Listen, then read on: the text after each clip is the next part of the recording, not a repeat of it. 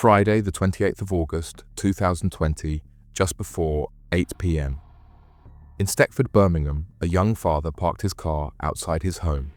Moments later, two vehicles pulled in from opposite ends of the street.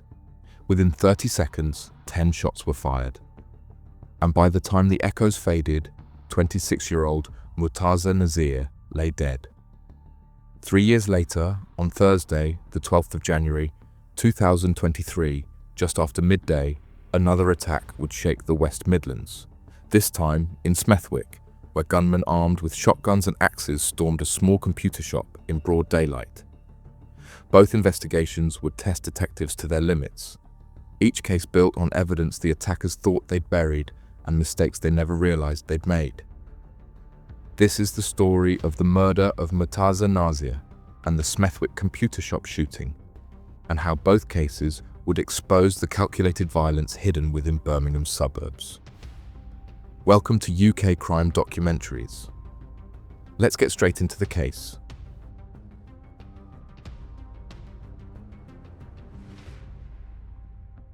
It was 7:55 p.m. on Friday, 28th August 2020.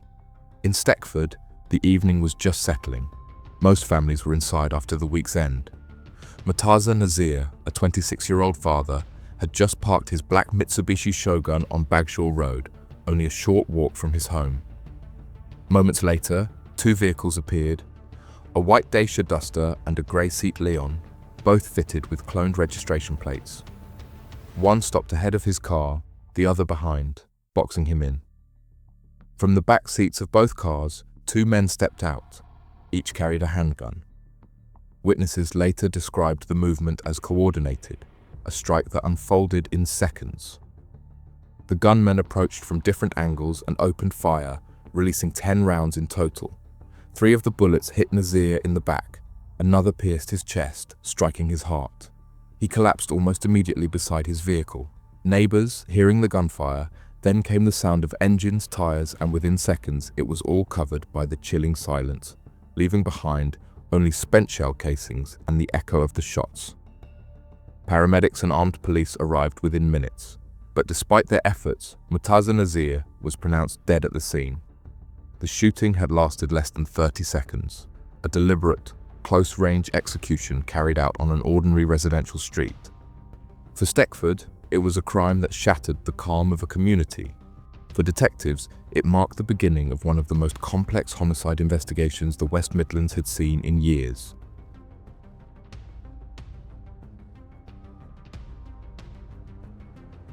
When paramedics arrived on Bagshaw Road, there was nothing left to be done. His body, lying just steps from the home he shared with his wife and 10-month-old son. The street remained cordoned off through the night as detectives and forensics began their work beneath floodlights. By morning, flowers and candles had started to appear near the police tape. Friends, relatives, and neighbors gathered quietly along the pavement, many still unable to comprehend what had happened. The news spread quickly through Stechford and nearby Alum Rock. Through West Midlands Police, Murtaza's family released a statement that captured their loss in a few short lines. Life as we knew it will never be the same. Our lives shattered and hearts broken. As a family, not only have we lost a father, husband, son, and brother, we have lost our friend and protector. They asked for space to grieve and made one specific plea: for anyone sharing or circulating video of the attack to take it down immediately. They said they did not want such distressing footage to remain online. Detective Chief Inspector Scott Griffiths from the Force's Homicide Unit addressed the press later that weekend. He called it a shocking crime that has taken a young father's life and urged anyone with information to come forward. For Stechford, that night became a dividing line, the moment an ordinary community realized how close serious violence had come to its doorstep. Now, let's back towards the investigation.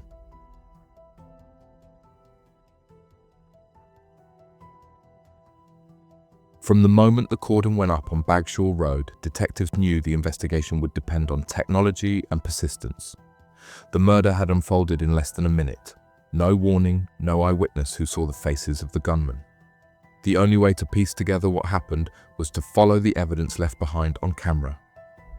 Over the following weeks, West Midlands Police collected and reviewed nearly 1,000 individual clips of CCTV footage, one of the largest trawls in the force's history. Detectives reconstructed every possible route in and out of Stekford that night, mapping vehicles seen before and after the shooting. Among the recordings, one sequence stood out: a black Volkswagen Golf repeatedly circling Bagshaw Road in the hours before the attack. Investigators believed it had been used for reconnaissance, checking the layout of the street and the target's movements. Ballistic testing confirmed that 2 different 9mm handguns had been used during the ambush. Evidence that 2 shooters had coordinated their fire from separate positions. Forensic teams found multiple casings at the scene, consistent with weapons discharged at close range. As the inquiry widened, police made their first arrests. A 22-year-old man was taken into custody on suspicion of murder, while 2 women, aged 49 and 22, were arrested on suspicion of assisting an offender. All 3 were questioned by homicide detectives as officers searched several addresses linked to known associates of the suspects. The trail soon led to one of the industrial units, several miles from the murder scene. By the end of that first phase, investigators had established what they called a coordinated assault. The scale and planning confirmed one thing: this had not been a spontaneous act of violence, but an organized hit carried out with military precision.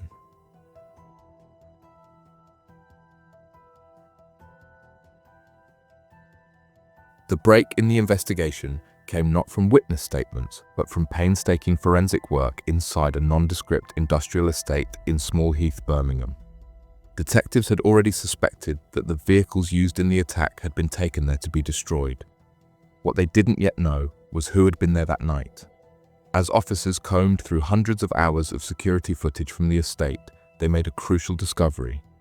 CCTV from one of the garages showed a man arriving shortly after the shooting, wearing a distinctive hooded top fitted with goggles sewn into the hood. That same individual was later identified as Shamrez Khan, one of the key suspects. The footage also showed another man entering the same unit with him, later confirmed to be Tahir Zaman. When forensic teams searched the interior of the garage, they found exactly what they had feared: clear evidence that both getaway vehicles had been dismantled inside. A parcel shelf from a seat lay-on and car mats matching a Dacia Duster were recovered from the debris. The discovery confirmed police suspicions that the gang had attempted to cover their tracks by cutting the cars into pieces and disposing of them, but it was a smaller item that proved to be the turning point: a discarded cigarette butt found near one of the workbenches. When tested, the DNA on it matched Tahir Zaman. That single trace placed him directly at the scene where the vehicles had been destroyed, linking him irreversibly to the murder investigation. With the CCTV footage and forensic DNA in hand, detectives now had both Khan and Zaman firmly in their sights. The evidence painted a clear picture. They had not only executed the shooting, but also gone to great lengths to conceal it. Within weeks, both men were charged with murder and perverting the course of justice. What had begun as a silent, targeted hit on a quiet Birmingham street was now unraveling into a full-scale case built on surveillance, forensic precision, and a few crucial mistakes that the killers never expected to make. Although detectives were closing in on the men behind the trigger, this was only the first part of the story. The missing piece, the man who had helped plan it all, would prove far more elusive. His role was buried beneath layers of coordination and coded communication, and it would take detectives years to untangle that final thread. But we'll come back to that later in the video.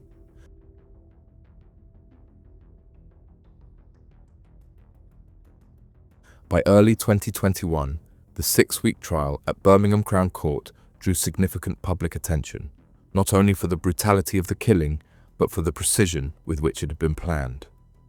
The prosecution argued that both Shamrez Khan and Tahir Zaman had played integral roles in the killing, Khan as one of the gunmen and Zaman as his co-assailant. The defense claimed otherwise. They argued that the men had not fired the fatal shots, maintaining that their roles were limited to driving or assisting others.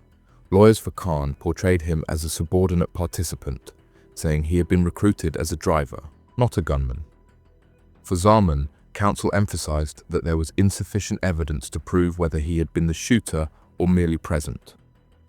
Presiding over the trial, Mr. Justice Pepperell addressed the jury with blunt clarity. Referring to the victim, he said, "A terrified man ran for his life and was brutally gunned down by 3 shots in the back." His words captured the horror of what had taken place on that quiet street in Stekford. After weeks of deliberation, the jury found both men guilty of murder and acts intended to pervert the course of justice.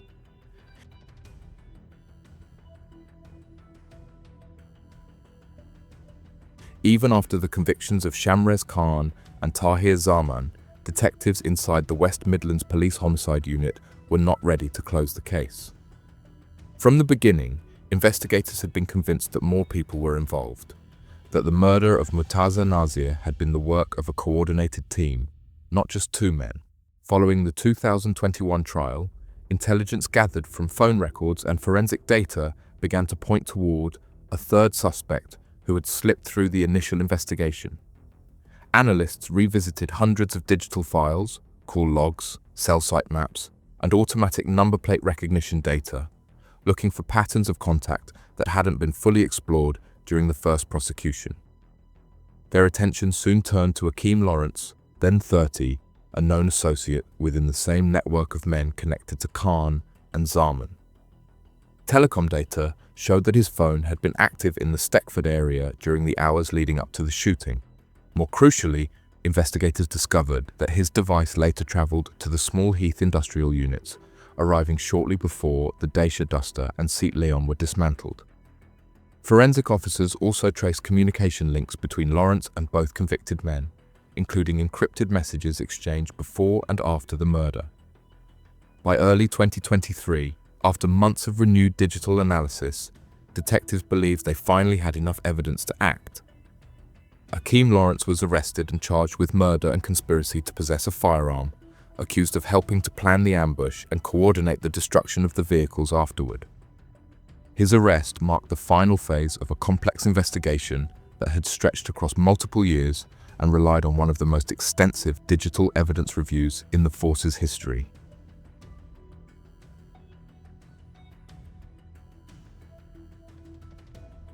By 2024, the final piece of the Stekford murder case came before Birmingham Crown Court. Akeem Lawrence, aged 30, stood accused of his part in the killing of Murtaza Nazir on Bagshaw Road in August 2020. Prosecutors presented a case built almost entirely on digital evidence and persistence. The court heard how Lawrence had been in touch with the group in the days leading up to the murder. The jury returned a unanimous verdict. Lawrence was guilty of murder and conspiracy to possess a firearm. In a statement outside court, Detective Inspector Jim Mahan of West Midlands Police said, "Our investigation has been complex and thorough, spanning many months and years, but it has brought another killer to justice. We always pursue every lead, and this outcome shows our determination to ensure all those responsible are held accountable." In the first trial of 2021, Shamrez Khan and Tahir Zaman were each sentenced to life imprisonment with a minimum term of 35 years, while Kashif Arshad was acquitted of perverting the course of justice. And now, Lawrence was sentenced to life imprisonment with a minimum term of 35 years before parole eligibility. With Lawrence's conviction, the final chapter in the Stekford murder case was closed. But across the West Midlands, another investigation was already unfolding. One that would bear striking similarities.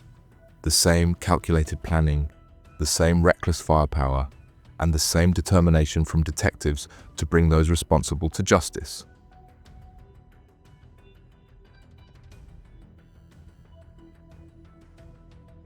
Just after midday, on Thursday, the 12th of January 2023, calls began flooding into West Midlands Police. Witnesses had reported loud bangs coming from a small shop on Bertram Road, the kind of sound no one mistakes for fireworks. Within minutes, armed units were dispatched to the scene. What they found outside city computers would confirm that this wasn't a robbery gone wrong. It was a deliberate hit. The shop sat quietly among terraced houses and local takeaways. It was a place people came for laptop repairs and printer cartridges, never expecting violence to arrive in the middle of a working day.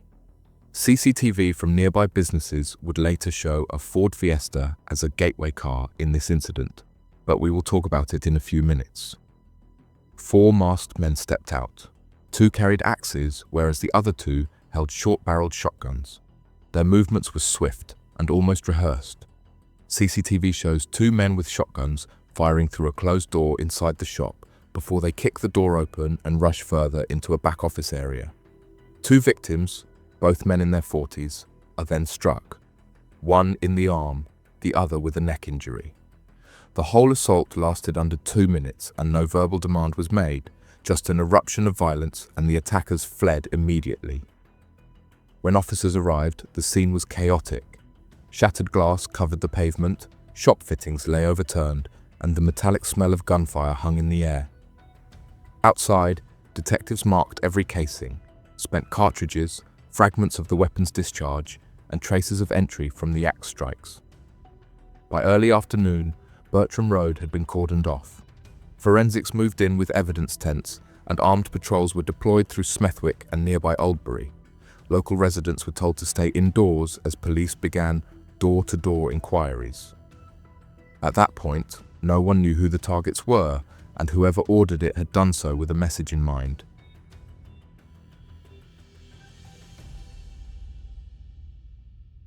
From the outset, detectives ruled out the idea of a random shooting. Nothing about the attack on city computers fit that pattern. The timing, the number of men involved, the choice of weapons, all of it suggested careful planning. By the time the first cartridges were recovered, the West Midlands police were already treating the case as part of a targeted feud. The shop itself was never the true objective. Investigators soon discovered that one of the men working inside had ties to a family involved in an ongoing dispute stretching back several years. A territorial and personal feud running between groups in Smethwick, Walsall, and parts of Birmingham. It had started with confrontations over money, debt, and respect, the kind of grievances that festered in silence before spilling out into violence. Police intelligence linked this shooting to a pattern of retaliatory acts, smashed cars, threats left on doorsteps, and drive-by damage to rival properties.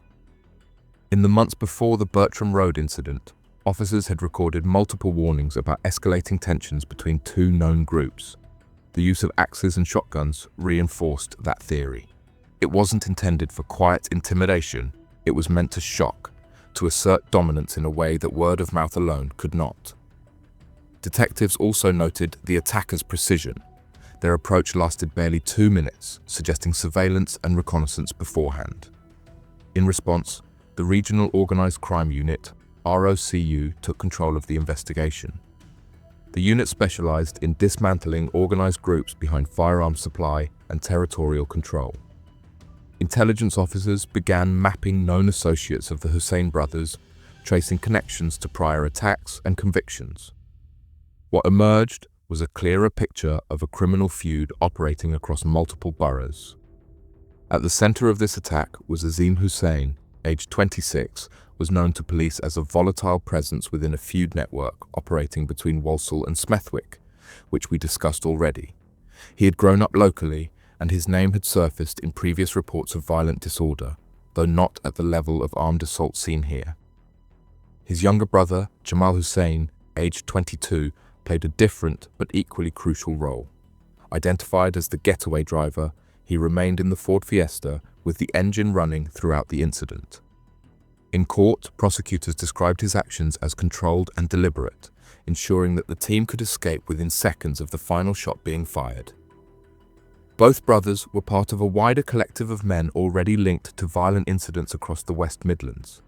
Their associates, Haider Shabir, Mohammed Uwais Latif, Ahmed Almaya, and Mohammed Tayyib Wajid had all been convicted in connected cases that formed part of the same feud. What began as a feud between families and territories had, by that point, evolved into something far more dangerous.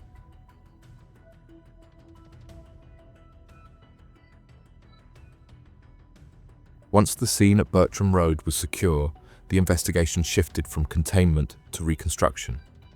Every spent cartridge, fragment of glass and shoe print was collected, catalogued, and compared against existing firearms databases.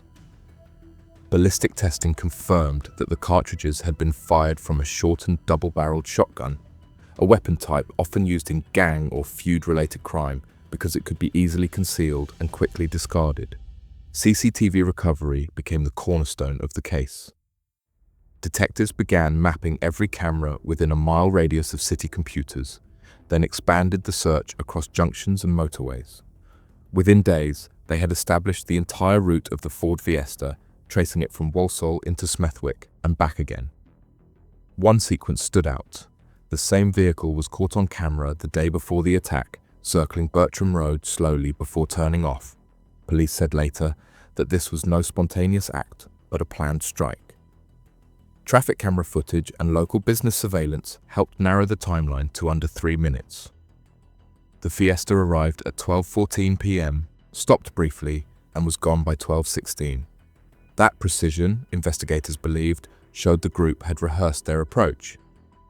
Detectives then turned to phone analysis. Using cell site mapping, they established that mobile devices registered to Jamal and Azim Hussein had traveled the same route as the Fiesta that day, pinging from towers in Walsall, Aldbury, and Smethwick in exact sequence. Forensic technicians also extracted call logs showing frequent communication between the Hussein brothers and several men already jailed for related violent offences, including Haider Shabir and Ahmed Almer, in the hours leading up to the attack. By combining forensics, digital tracking, and cross-case comparison, detectives built a detailed chronology of events, proving that the attack had been coordinated, premeditated, and intended to endanger life. It was the breakthrough that turned suspicion into a prosecutable case.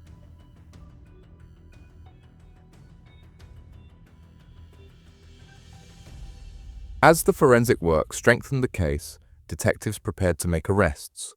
Searches were carried out at linked properties in Walsall and Wolverhampton. But by that time, both Jamal and Azim Hussein were gone. Within days of the Smethwick attack, they had fled the country. Flights booked under relatives' names and rapid withdrawals from bank accounts suggested pre-planning. Detectives believed they had been tipped off that arrests were imminent. The investigation shifted from local policing to an international pursuit. The regional organised crime unit contacted the National Crime Agency, requesting alerts through Interpol and UK border force systems. Every European and Middle Eastern exit route connected to the brothers' last known movements was logged. The priority was clear: track them before they disappeared permanently. For months, the case sat in a holding pattern. Warrants remained live, and their names circulated across UK ports. Intelligence suggested they were moving between Spain and Pakistan, relying on contacts already known to investigators through previous feud activity. Detectives monitored social media and financial trails, small details like renewed SIM cards or family visits that might mark their return. Then, in April 2024, more than a year after the attack, border officers at Birmingham Airport detained Azim Hussein on arrival from Dubai. He was arrested under the Firearms Act and taken directly into custody by West Midlands Police. Less than 4 weeks later, his younger brother Jamal arrived back in the UK through Manchester Airport. He too was intercepted and arrested without resistance. By early summer 2024, both brothers were formally charged with possession of a firearm with intent to endanger life, possession of a shortened shotgun, and criminal damage. After 18 months of forensic work and a year-long international hunt, the operation had finally closed its loop. The network's key members were back on British soil and facing the consequences of the violence they'd unleashed.